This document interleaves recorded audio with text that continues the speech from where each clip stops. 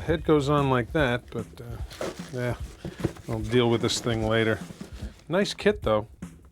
Oh, hello, and welcome to Front Row, the show about movies and media, past and present. I'm Rich Scrivani. In this half hour, we're going to take a look at a phenomena that exists solely because of a specific genre of movie. Today, our special guest is the enterprising and very personable KEVIN CLEMENT, who some years ago put together what has become known as the CHILLER Theatre Expo. And twice a year, you can buy a ticket and walk into a world of sci-fi, monsters, and mayhem. So let's go out and meet him now on Front Row.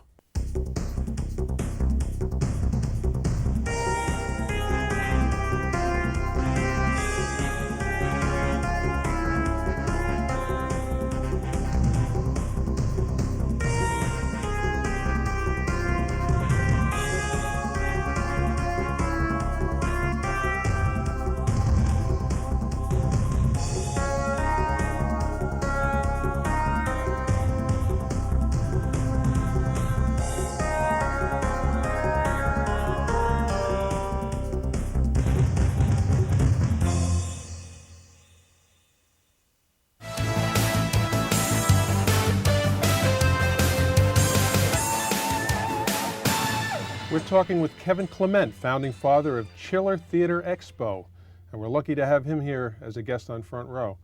How you doing, KEVIN? Thanks. Fine. Thanks a lot for showing up. Glad to be here. Really appreciate it. As you can see, KEVIN has brought along some mementos of CHILLER Theatre. If you don't know what CHILLER Theatre is, and if you've been living in a barrel, it's an event that's been going on since 1990. It's 2 times a year, Halloween, the weekend usually before Halloween, right? Or Halloween. Or Halloween weekend, actually. And there's one in April. Sure. And not giving specific dates, but they're incredible events. If you've gone to them from the beginning and seen them grow from what they started out as. They were great when they started, but it's just grown into a monstrous event, and it's become quite a phenomenon, CHILLER Theatre. And a lot of people look forward to it when it comes around twice a year. KEVIN, first of all, thanks for bringing this wonderful stuff with you, these beautiful pieces. I'm going to get into them later, what they are, if they're originals or replicas or whatever. But anyway, I want to ask you a little bit about yourself growing up. Sure. What were your influence? What got you into this? Black and white TV in the 50s. I just used to stay up all night and watch the horror movies and Famous Monsters magazine, and I just love the horror films and the science fiction films. And fortunately today, you know, they're readily available at your fingertips. Go into any store, you can get a horror movie, where back in the 60s you would have to wait a year to maybe see a repeat of Son of Frankenstein or something like that on the TV. Yeah, but it was an event, remember, it was an event. It's definitely an event. But unfortunately now it is a little too commonplace. yeah. You know, we do the film shows at my show, and unfortunately, a lot of people don't attend them that much for the screenings because they can see them on video. So it's sort of lost that magic as far as that goes. But you know, since I was a kid, the TV set did it all for me. Yeah, there's an upside and a downside to it being readily available, but I'm sure we'd all agree that it's nice that it's readily available. You have no favorite film or group of films that you can say really influence Not you? really. I like most of them. Even the worst film, there's something good about it. You know, Yeah. like It's Over, you know, or something like that. Yeah, there's always something good about a film, you know. Well, due to the name of the event, CHILLER Theatre, would it be fair to say that CHILLER Theatre was the films they showed on that show? That this was a local show in the New York area. There are probably loads of them all over the country, but ours was on Channel 11, WPIX. I think we probably had the original CHILLER Theatre with Zachary, the cool ghoul. And they would play things like She-Demons and Plan 9 from Outer Space and things of that nature. Yeah, I remember it well. Yeah, and I don't know if we salute the Plan 9s like we do the Universal stuff, but they're all the same. Now, about what time did doing a convention like this first occur to you? When did you get the idea to do it? Early in 1990. I used to go to conventions all my life. I went to the Phil Seuling comic conventions, creation shows. They started those back like in the early 70s. I remember the creation shows. And then creation spun off and they went to the Fangoria shows. And I started, going to any type of show like that, that I could find with horror, science fiction, even comic books. And in the early 90s, I was finding a lot of these shows lacking something, in my opinion, as a fan. So I got together with a couple of people and I said, hey, we could probably do something just like this, if not better. Mm-hmm. So we basically, I think I told you this once before, we basically did whatever they did. We did the opposite. Yeah. And that's how we came up with the convention. Yeah, you told me that on the phone the other Yeah. day. And the first one was at the William Carlos Williams Art Center in Rutherford, right? Right, Rutherford, New Jersey. It was an old movie theater. It was the Rivoli Movie Theater originally. Yeah. And the first show, they were reconstructing the theater, so there was plaster hanging off the ceilings, and they had no seats in there, and the floors were slanted. We had dealers set up on slanted floors. I remember the slanted floors. It was almost like a fun house, actually. Yeah, yeah. We had certain guests, they were like rolling off their chairs every once in a while, on the hour. It was pretty interesting. That first show, we had Jonathan Harris from Lost in Space. This is the first convention that I've attended in New Jersey. I hope that you folks will have many, many more. I'm delighted to be here, and I'm delighted that you've come out to see me so that I can see you. In the past, you have been a letter. Now you are a person, and that pleases me very, very much. I would like to take this opportunity to thank those of you who have been kind enough to write to me through the years. I hope I've answered all your letters. And to those who have written expressing approval of my work, I am very grateful. And to those of you who have written expressing disapproval of my work, well, how dare you?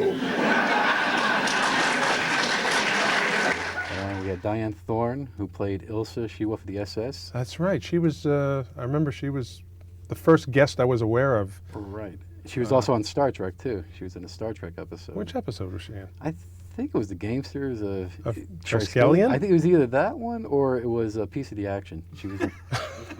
How We know right? what these are. Yes. I know the Piece of the Action was the gangster one. That's right.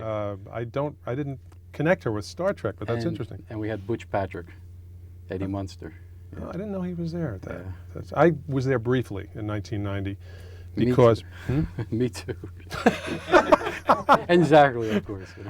Well, Zachary was the reason that a bunch of us had gone to Horathon in the first place. We were forming a reunion of one of his old TV shows, and I'm really glad that it turned out to be the first Horathon, the first Chiller Theater. Zach's a pretty amazing guy. We had him in the basement of the Rivoli Theater, and we had no lights on him. It was our first convention. Of course, we forgot to bring lights. So somebody went and they got a spotlight and they're holding it up, and Zach's holding it over his head, making monkey faces, and it was really good time. It was real fun. Yeah, he mentioned something about that he had tape of it. Yeah, for the first appearance. Yeah. I never got to see it, but I know he has it. Mm-hmm. Oh yeah. How was it? How did you make that connection? Did you know Zach before? I didn't know Zach, but I knew a couple of people that knew him.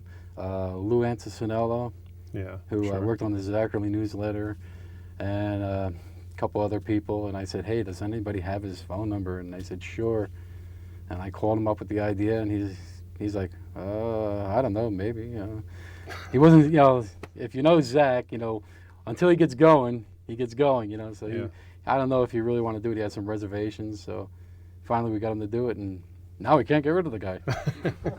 Well, from what I understand, he really loves it, and I know he loves it because the time you had James Caron there. Oh yeah, James Caron, old friend of his. Mm-hmm. He mentioned to get him to come. He wasn't sure. I think, well, what's this all about? And he said, oh, it's great. You meet everybody who's familiar with your work, and you have a great time, and you say, wait till you see. So he really did get to like it. For people that don't know who James Caron is, he starred in Frankenstein Meets the Space Monster, and he was also the Pathmark man in the area. That's how I know. So him. we had people in our vendors room selling Pathmark shopping bags. And they're bringing up for him to sign them. What kind of a markup were they getting for the bags? It's pretty interesting. Any other funny stories about Zach, or anything that anything that happened connected with him? That'd be worth sharing with everybody. Well, Zach's a pretty nice guy, and the first show coming out, people weren't expecting knowing what to expect from Zach. So here's this middle-aged man of about 75 or 74 or whatever, walking around in ghoul makeup, just mumbling to himself, blah blah blah blah blah blah. And people are just like looking at him and like, is this guy real or is that a shtick or whatever? And like he's talking to himself. Oh, this is a great place. And so anyway, Zach has an old Volkswagen.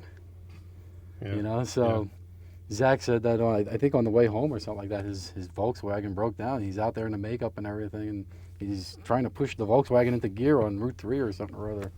And people were giving like the weirdest looks, like it's pretty strange, Yeah. But he is the most healthiest ghoul I've ever seen. He is, or he isn't? Yeah, he is. Yeah, he's great for his. I mean, he looks better now, like at 79 with the makeup than he did back, 30 years ago? Yeah. I asked him one time. It's pretty amazing. You gonna put your makeup on for this? He goes, no, I got the holes in my face naturally now, whatever that meant. But so he's going to be there for everyone, right? He's a permanent fixture. Yeah, I hope. Yeah. I really think he does enjoy it.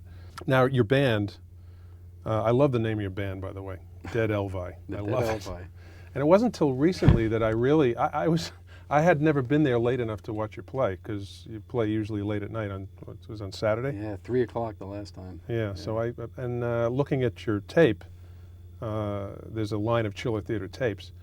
I noticed that it's your band. I thought it was a band that was associated with you. I didn't realize it was your band. No, we put this band together to back up Zacherle, actually. Oh, it came together just for that? Yeah, and we figured we'd have some fun with it. And every show, Zach comes out and sings a couple of songs with us. And the last time was rough. We didn't go on until like 3 in the morning. And, Zach's no spring chicken, so like he'd come down at 1 in the morning. Are we ready to go on? No, come back in a little bit. He'd go up and sleep for an hour. Come down at 2 o'clock. Are we ready to go on? No. So finally, he came down at 3. We're ready, Zach, And he just got up there and started singing and dancing, and it's pretty amazing. He's so good-natured that way, He's a real nice guy. Yeah, he really is. He's a real good guy.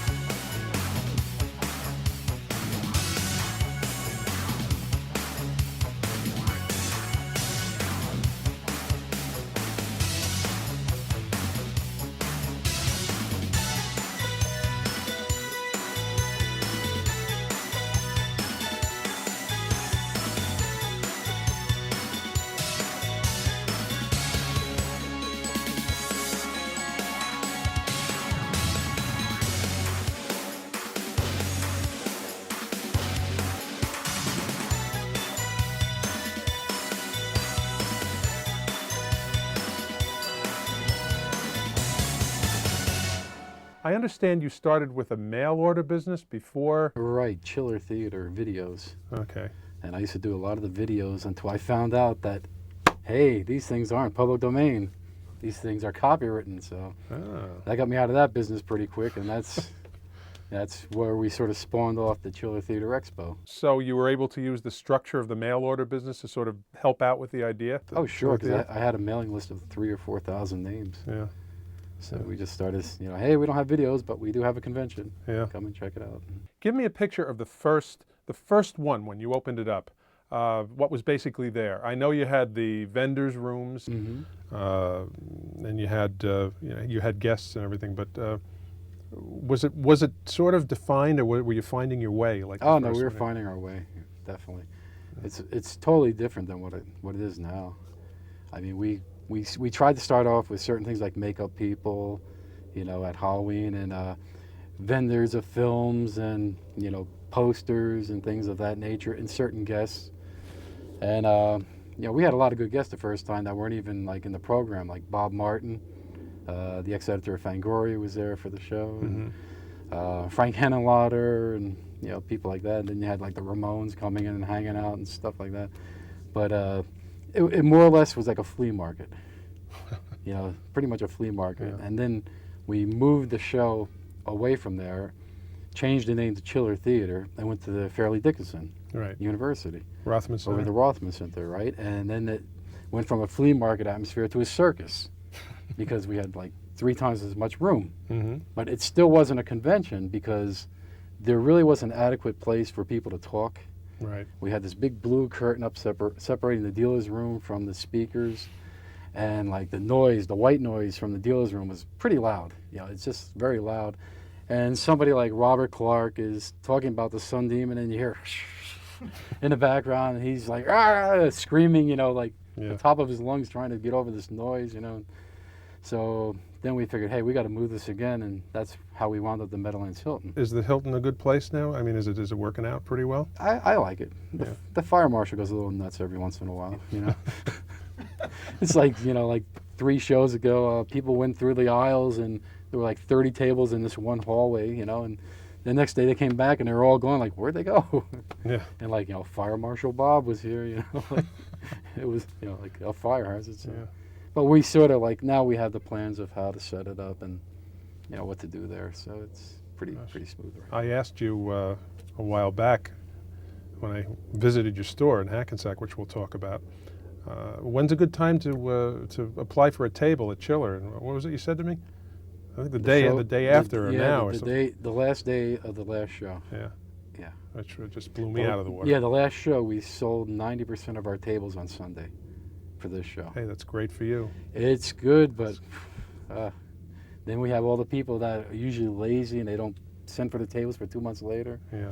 Hey, we want tables and we don't have them. And they're like, ready to kill you. And like, what do you think about the difference in the audience now? I noticed at first the people who attended these things, there was a large contingency of, I don't know how to describe them, black leather jacketed, metal studded wrestler types, and tattooed, tattooed, body pierced. Yeah, and it was a just a rumor. Just a rumor. Oh, no. No, it's a pretty varied audience. We have everything from lawyers to TV personalities to motorcycle jacketed people. We have a lot of gothic-looking people coming in. Those are the people that are all black hair and a white face. Yeah, right. That type thing. A lot of tattoos, but I think the crowd is more tame than other conventions. You know what I'm saying? See, I haven't been to too many of the others. It's like when you see the looks of some of these people, but then you talk to them, they're just like you or me. They're pretty normal. Yeah. You would think that they're going to be like tearing the walls down and throwing chairs at each other and going crazy, but they're pretty mellow people. I miss your security guy who's not there anymore. I don't know what his name was. The Animal. Oh, he added a lot of. Yes, well, we're actually flying Animal back in from Utah. Really? Yes. Mm-hmm. Oh, that's great. We can't live without the animals. So we need somebody on the front that can handle it. Yeah. And we put this guy out there. He's actually a weight instructor. He was a weight instructor down in Hoboken. Mm-hmm. So he puts on 100 and something pounds worth of Mad Max gear or whatever, and sort of like gently tells the people where to move and stuff like that. Oh, he's great. I had friends who were asking about him. It was the last day he was there, and he had left, and he wasn't coming back anymore. And my friends were real disappointed. They the first Chiller they'd gone to. He'll be back. Great, and I'm glad to hear that. I want to talk a little about Henry Alvarez. Sure. Who created this marvelous creation here. Created the creature from the Black Lagoon. Oh, is this one of his? That's too? Henry's. Mm-hmm. Oh, okay, so this is wax. This is latex. Okay. And the Freddy Krueger, that's wax with real eyes in it. And this is all his That's work? Henry too. He did the Freddy Krueger for Madame Tussauds Wax Museum. Wow. I think the story goes they ordered 4 of them. They were going to do 4 different chambers of horrors, and they only did 3. So he had 1 left over. And then when he did my first convention and setup, he gave it to me as a gift. Wow. For having him at the show. Now that really says something about his ability. I mean, if he's doing Madame Tussauds, that's one of the most famous wax museums in the world. He's done some amazing things. He also, in Baltimore, there's a museum for black figures in history, and he's done like half of their things. So he's really things like keeping Malcolm X and Martin Luther King and stuff like that. busy. Really? Yeah, So so awesome. he's all over the place with his wax works. And he's a really nice guy too. Great guy. I happened to purchase this from him, and never regretted it. I think it's a marvelous. This is Henry Hull from The Werewolf of London, in case you don't recognize it, and it's an incredible rendering. Right, and I think either his wife Andrea or his daughter Becky did the hair on it probably. Oh, really? Yeah, it's a family business. Yeah. So It's really nice. Now this thing down here, who created this? This isn't. I know this isn't Henry Alvarez. no, that was a limited edition model kit from a company that's now defunct called Resin from the Grave, and they pretty much did a limited edition, probably like maybe 30 or 40 pieces or something like that. And it was originally sold as a Frankenstein kit alone, and then they did the Igor, and then they did a base together with them to put them together. Ah, that's And great. that was done, I'd say about 5 years ago or something like that. I mean, you've got to imagine an endless display of things like this is Chiller. That's what it's like. It's absolutely endless. You can't see it all in one day. There's literally hundreds of kits, Yeah. different kits like that. And with meticulous craftsmanship, like this, it's you got to really look at them. You can't just pass by and give them a quick glance. You got to really look at them. Well, this was professionally painted, and he sort of added on to the thing a little bit by a painter named John Apgar, and it's much better than what the kit normally would look like. He definitely customized it really nice. Yeah, I see some subtleties in the shadings and stuff. Really, really nice. I want to ask you, while we're on this subject, if you recognize this. Oh yeah, sure. Yeah, you know what that is, right? Yeah, that's the Wolfman's cane. Yeah, I picked this up at Chiller, and the reason I'm showing it is it's the one. Oh, I used to think what would be the one prop I would like from one of the old horror films, and me being partial to Universal, I thought, well, the Wolfman cane, that'd be great. And even though this is a replica, it's made out of plastic and painted. This was about as close as I guess I'll come, unless. Now, do Bob- you stand around the mirror and play Claude Rains with that? Yeah, And whack your you think neighbors I'd and admit it stuff? if I did? No, actually, this thing stays mounted on the wall, and That was actually the person that did that cane took a photo at Bob Burns, who owns the original Wolfman head. Yeah. The vulcanized, it's vulcanized rubber, right. the original one. And he took a photo and the measurements up and did it off that. And, From the photo? Yeah, and he came up with that. Now I think that Henry might be putting out a licensed silver handle like that. I talked to him about that. I wanted him to put my name on the list. Right. But I haven't heard anything more. He was going to do a bronze and a silver version, the bronze being a little less expensive than the other one. So when that happens, I have to hear about it.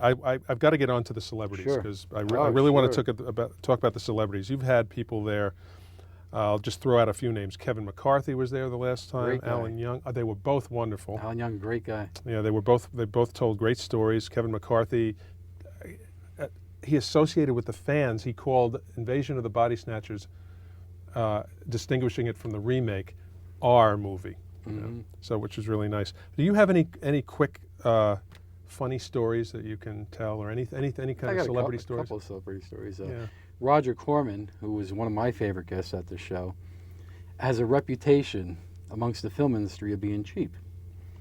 So he came to the show and he wanted to go to New York on Saturday night. So I said, oh, well, I'll take care of it. And I gave him money for transportation. He said he'd take a bus. I said, no, take a taxi. You don't want to take a bus into Manhattan, at Saturday night. So the next morning, I'm walking down the corridor in the hotel and I hear, Kevin. And I turn around, it's Roger Corman. And he comes running up. He goes, I have something for you. I go, what's that? And he hands me back the money I gave him. And he goes, I never made it into New York, so here's your money back. So I told that story to a few of the old Roger Corman actors, and they don't believe it. They just don't believe it.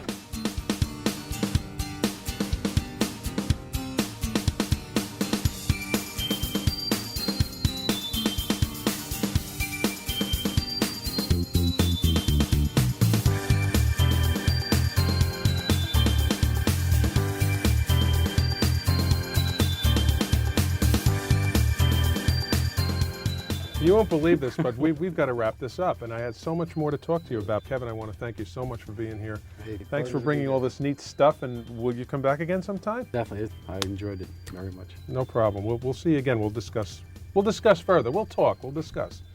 We'll do lunch.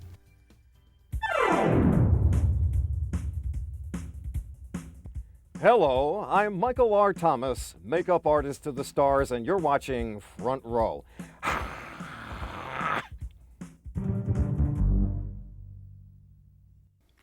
When I said there was anything imaginable for sale at Chiller, I forgot to mention full-size wax museum figures. I still haven't found the perfect place for it, but I'm sure I will.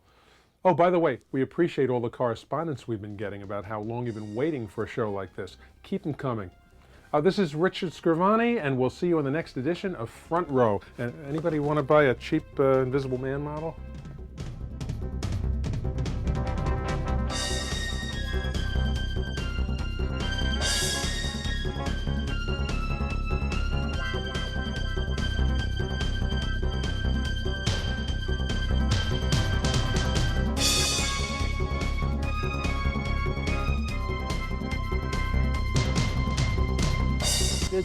It's a pretty varied audience.